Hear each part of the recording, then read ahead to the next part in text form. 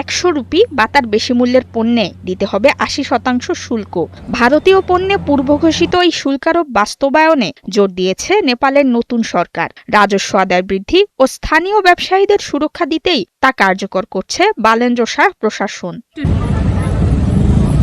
মূলত ভারত নেপালের খোলা সীমান্তের সুযোগ নেয় পাচারকারীরা। কোন রকম শুল্ক পরিশোধ ছাড়াই ছোট ছোট চালানে ভারত থেকে পণ্য নিয়ে আসে, পরে এগুলো একত্র করে বড় আকারে বাজারজাত করে। এতে ভারতীয় কমদামি পণ্যে সয়লাভ হয় নেপালের বাজার, যাতে মারাত্মক ক্ষতির মুখে পড়ে স্থানীয় উদ্যোক্তারা।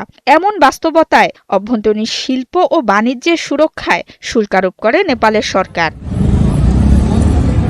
দেশীয় পণ্যের গুরুত্ব বাড়ানোর এ চেষ্টাকে একটি আদর্শগত সিদ্ধান্ত বলছেন বিশ্লেষকরা। তাদের মতে এই শুল্ক কাঠামোকে অর্থনৈতিক সার্বভৌমত্ব ও জাতীয়তাবাদী অবস্থান হিসেবে উপস্থাপন করছে বালেন্দ্র শাহ সরকার। যদিও সরকারের এই সিদ্ধান্তের তীব্র সমালোচনা করছে দেশটির বিরোধী দল ও সীমান্ত এলাকার মানুষ। তারা এটিকে অঘোষিত অবরোধ আখ্যা দিয়েছেন।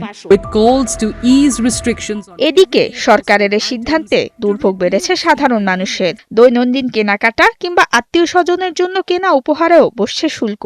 ফলে বন্ধ হচ্ছে কম দামের ভারতীয় পণ্যের সস্তা বিকল্প। যদিও চোরাচালান বন্ধে নেওয়া হয়েছিল এমন উদ্যোগ, কিন্তু এখন পর্যন্ত সে লক্ষ্য অর্জন হয়নি। এতে কালোবাজারিদের বদলে ভোগান্তিতে পড়ছেন সাধারণ মানুষরা। নুসরাত মৌমি, ৭১।